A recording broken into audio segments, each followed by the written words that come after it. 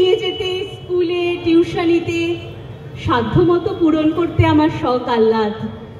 আমি অবশ্য বেশি বায়না করিনি কখনো, অন্তত জ্ঞান হওয়ার পর থেকে। একদম ছোটবেলায় কি করেছি মনে নেই। ছোট থেকে তুই খুব বাধ্য মেয়ে ছিলি জানিস তো, আবার খুব বুঝদারও ছিলি। স্কুলে পড়ার সময় নার্সারির বাচ্চাদের পড়াতি যাতে করে সংসারের খুব সুরাহা হয়। তোকে কোনোদিন খুব বেশি শাসন করতে হয়নি। আমার লেখাপড়ার জন্য তো বিন্দুমাত্র কম্প্রোমাইজ করনি কখনো। বই, স্কুল, টিউশনি সাধ্যমতো পূরণ করেছো আমার শখ আহ্লাদ। আচ্ছা, আমাকে তোমরা তো বুঝতেই দিলে না কিভাবে তোমরা এসব করছো। আস্তে আস্তে বুঝেছি বড় হওয়ার সাথে সাথে। মা আমার অনেক বড় হয়ে গেছে। হ্যাঁ, সেই পুচকে মেয়েটা কত কিছু বুঝতে শিখে গেছে। যত বুঝেছি তত বেড়েছে জেদ। খারাপ স্টুডেন্ট আমি কোনোদিন ছিলাম না বাবা, পড়তে আমার ভালোই লাগে। সেই ভালো লাগার বিষয়টাকেই আরো আরো আঁকড়ে ধরেছিলাম জানো। আচ্ছা, কে আমাকে বুঝিয়েছিল বলো তো ডাক্তার হতে হবে? তুমি, মা, নাকি অন্য কেউ? নিজেই ঠিক করেছিলাম। তোর মায়ের স্বপ্ন ছিল তোকে ডাক্তার করার। আশেপাশের পাড়া প্রতিবেশীরা আসবে, তুই মানুষের সেবা করবি, আমাদের কত গর্ব হবে। মনের মধ্যে ঢুকে গেছিল পেতেই হবে ডাক্তারি পড়ার সুযোগ। পেলামও। আগে হলে হয়তো বুঝতাম না। সেদিন খুশির মাঝে তোমাদের ভেতর তোলপাড় করছিল যে আশঙ্কার মেঘ, তার কারণ আমি বুঝেছিলাম। তোমরা ভাবছিলে সরকারি কলেজে পড়লেও ডাক্তারি পড়ার খরচ অনেক, তোমরা সামলাবে কি করে? চিন্তা তো হবেই রে মা। আমার ওই সামান্য রোজগার কি করে সামলাবো? খরচ তো কম নয়। অথচ সেই সমস্ত ভাবনার এতটুকু আজ আমার গায়ে লাগতে না দিয়ে জানো জানো মা না, মা আমাকে জড়িয়ে ধরেছিল। তোমার চোখেও তো জল দেখেছিলাম বাবা। ওটা তো শুধু আনন্দাশ্রু ছিল না, তোমাদের চিন্তা ভাবনা আশঙ্কা সব সব মিশেছিল ওতে। তোমরা আমাকে বুঝতে দিতে চাওনি, আমি কিন্তু বুঝেছিলাম। কিছু স্কলারশিপ পেয়েছিলাম, বাকিটা যে কি করে ম্যানেজ করলে ভগবান জানেন। তোর মা সাক্ষাৎ অন্নপূর্ণা, বুঝলি? ওই কি করে যেন এদিক ওদিক করে সবটা ম্যানেজ করে নিল। মা, মার কথা তুমি বলো না। সেই ছোট্টবেলার মতো রোজ বাড়ি ফিরলেই কি হলো, কি পড়ালো, রোজ খুব বিরক্ত লাগতো জানো। ঝাঁঝিয়ে উঠতাম, এসবের তুমি কি বুঝবে? কিছুই বলিনি কখনো জানো। একদিন একদিন কিন্তু মাকে এসে সব বলেছিলাম। থরথর করে কেঁপেছিলাম মাকে জড়িয়ে ধরে। যেদিন যেদিন প্রথম ডিসেকশন করালো সেই দিন খুব ভীতু ছিলাম তো। মেডিকেল কলেজে বন্ধুরা খুব মজা করতো, পিছনে লাগতো। ভীতু আমি এখনো আছি জানো, এখনো এখনো আছি বাবা। আমায় তো সবাই খুব ভালোবাসতো বলো। মেডিকেল কলেজেও তো আমি ভালো স্টুডেন্ট ছিলাম। আমার আচার ব্যবহার কোনোদিন খারাপ ছিল না। কাউকে কখনো আঘাত করতে পারতাম না জানো বাবা। বন্ধুরা না খুব মজা করতো, কি বলতো জানো? বলতো আমি নাকি একটা মশাও মারতে পারি না। রাজনীতিতে পা দিইনি কখনো, অসুবিধে হয়েছে জানো, মানিয়ে নিয়েছি। কখনো কখনো প্রতিবাদী হয়ে উঠিনি। স্যারেরা আমায় খুব ভালোবাসতেন। অথচ দেখো, জুনিয়র ডাক্তার হয়ে হাসপাতালে জয়েন করার পর থেকেই আমার জীবনটা কেমন ধীরে ধীরে বদলে যেতে লাগলো। হ্যাঁ হ্যাঁ, রুগীদের একটু বেশি সময় দিতে চাইতাম আমি, বুঝতে চাইতাম সমস্যাটা কোথায়। তোমাদের শিক্ষা আমায় নম্র হতে শিখিয়েছিল বাবা। কারোর সাথে পারিনি, এটাই আমার দোষ জানো। ডিউটি চলতো, টানা টানা ডিউটি চলতো, কেউ বুঝতেই চাইতো না আমি একজন মানুষ। চাপ নেওয়ার একটা লিমিট আছে আমার, বিশ্বাস করো বাবা। বাবা আমি আর পারছিলাম না জানো, আর পারছিলাম না। মেয়েদের শরীরে তো কিছু বাধ্যবাধকতা থাকে, কেউ বুঝতো না, নাকি বুঝতে চাইতো না। আর হাসপাতাল খানিক বিশ্রামের জন্য একটা ঘরও ছিল না মেয়েদের।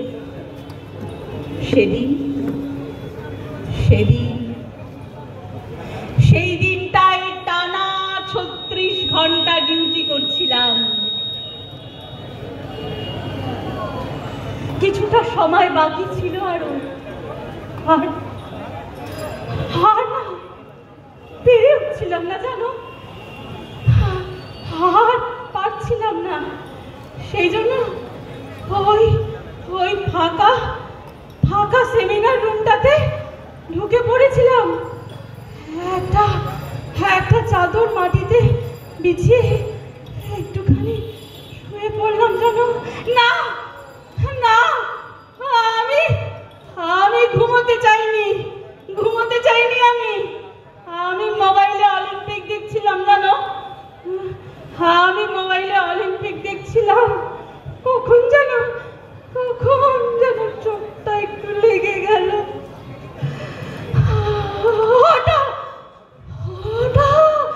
কারা যেন পিছন থেকে এসে আমার মুখটা চেপে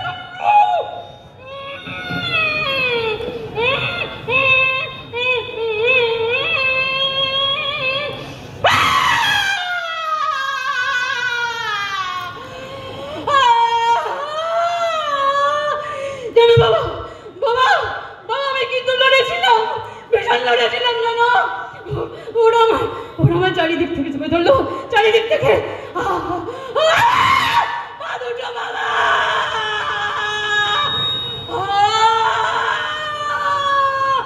লড়ছিলাম জানো, আমি লড়লাম, কিন্তু বলো একজনের সঙ্গে লড়াই করা যায় না। না না না না না, ওরা অনেকে জানো চেপে ধরলো।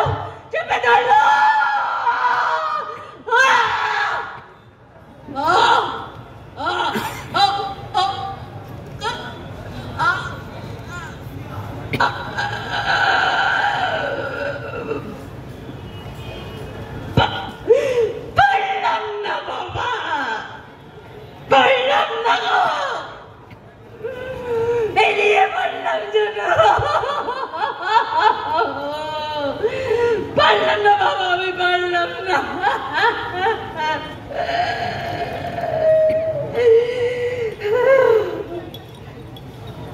তোমাদের কথা খুব মনে পড়লো বাবা, মনে পড়ছি না গো। মার কথা, তোমার কথা জানো, ওর কথা। ওকে আমি সত্যি খুব ভালোবাসি বাবা। বাবা ও না আমাকে খুব ভালোবাসে জানো। আমি তো বাঁচতে চেয়েছিলাম বাবা। আমি তো মানুষের সেবা করতাম, মানুষকে বাঁচাতে চাইতাম, অথচ কিছু মানুষ না,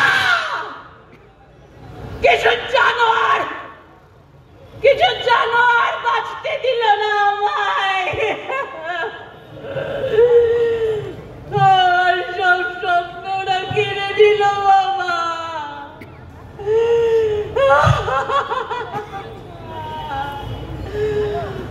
আমার দু চোখে এখন শুধু অন্ধকার। আর বলিস না মা, আরে আর বলিস না, আমি আর সহ্য করতে পারছি না। আর বলিস না মা, আর বলিস না। হাসপাতালে, আমার কর্মস্থলে, যেখানে দিনের একটা বড় অংশ কাটাই, সেখানেই আমরা নিরাপদ নয়। তবে বাবা যে মেয়েরা রাস্তায় থাকে তারা তো একটুও নিরাপদ নয় বাবা। আমি তো চলেই যাচ্ছি, তুমি মা লড়বে তো বাবা, লড়বে তো? গ্রাম থেকে শহর, মেয়েরা যাতে অবাধে বিচরণ করতে পারে সেই জন্য। হ্যাঁ মা, আমি লড়বো রে মা, আমি লড়বো। তুই শুধু যাস না মা, তুই যাস না, আমি নিশ্চয়ই লড়বো। আমি তো তোর জন্য লড়বোই রে মা, তুই শুধু যাস না মা। ব্যবস্থাটা বদলে দিতে হবে বাবা।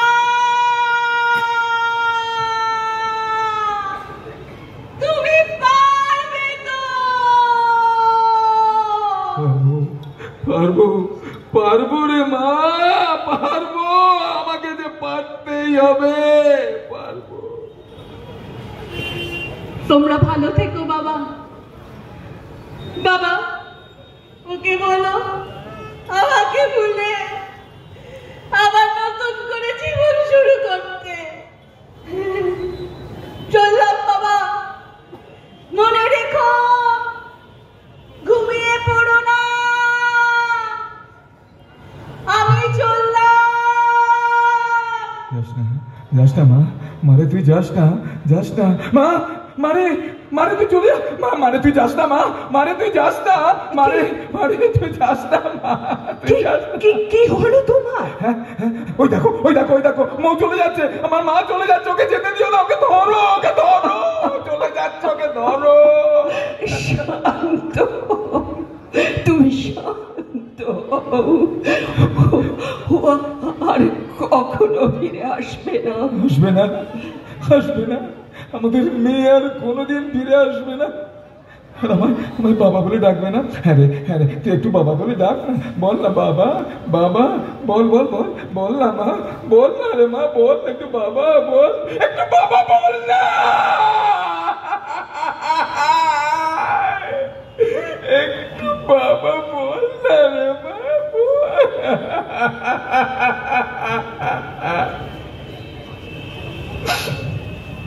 আমি লড়বো, আমি লড়বো রে মা। যারা আমার কাছ থেকে তোকে কেড়ে নিল, কঠিন শাস্তি চাইবো, তাদের কঠিন শাস্তি চাইবো। ওর মা, তুমি থাকবে তো আমার সাথে এই লড়াইয়ে? কি কি বললে তুমি? কেন থাকবো না? ও কি তোমার একার মেয়ে? এ তো তোমার একার লড়াই নয়, এ আমাদের লড়াই, আমাদের বিচার চাই। দিলে দিলে যে মেয়েকে বড় করে তুললাম, তাকে যারা অত্যাচার করলো, খুন করলো, কোনদিন ক্ষমা করতে পারবো না তাদের। তাদের শাস্তির জন্য লড়বো না? নিশ্চয়ই লড়বো, নিশ্চয়ই লড়বো। যারা আমাদের কিনতে এসেছিলে তারা শুনে রাখো, বাবা মার কাছে তার মেয়ের জীবনের মূল্য দেওয়ার ক্ষমতা তোমাদের নেই, নেই, কারণে কারণে এতদিন বাধ্য হয়ে চুপ করেছিলাম। আর চুপ করে থাকবো না। ওরা 3 ঘন্টা ধরে বসিয়ে রেখেছিল, মেয়েটাকে দেখতে দেয়নি। কত অনুরোধ করেছিলাম, দেখতে দাও, দেখতে দাও, দেখতে দাও, পা পর্যন্ত ধরেছিলাম। মেয়েটাকে পুড়িয়ে দেওয়ার কি তাড়া! পার্ক স্ট্রিট, কামদুনি, হাঁসখালি, হাতরস, কত কিছু দেখেছি, শুনেছি, চুপ করেই থেকেছি, কিন্তু কোনোদিন কোথাও প্রতিবাদ তো করিনি। কিছুদিন আগেও তো ওই যে ছেলেটা, কি যেন নাম, কোন ছেলেটা? ওই যে যাদবপুরে ইউনিভার্সিটিতে। স্বপ্ন? হ্যাঁ, স্বপ্ন। কিভাবে খুন হয়ে গেল, আনিসকে ওরা খুন করলো, এখনো অব্দি কোনো হত্যাকারী ধরা পড়েনি। আমি সেদিনও চুপ করে থেকেছি, কিছু বলবো বলে ভাবিনি, রাস্তায় নেমে প্রতিবাদ করব সে ভাবনাও কখনো ভাবিনি।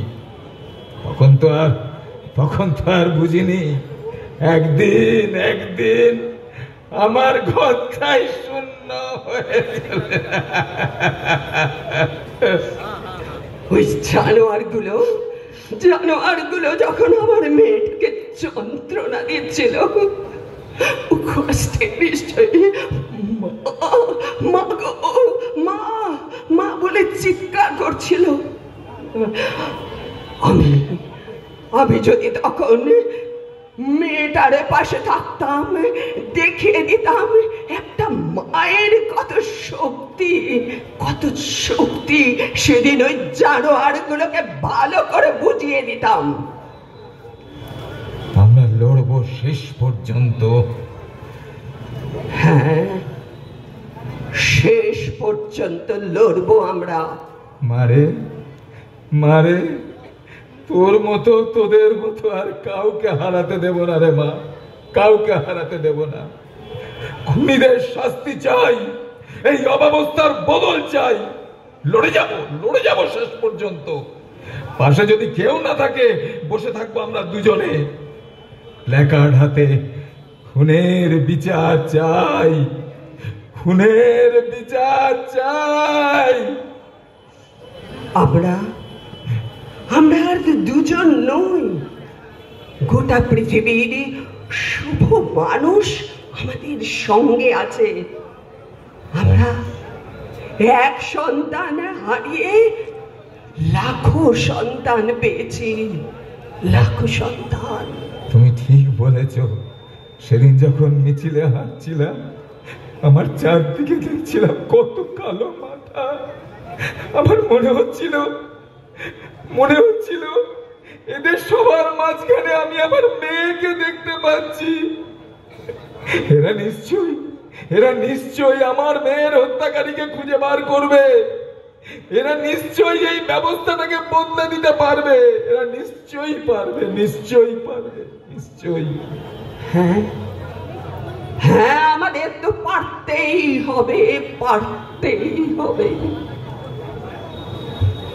আমাকে আর কিছুতেই যেন না ছুতে পারে ওরা।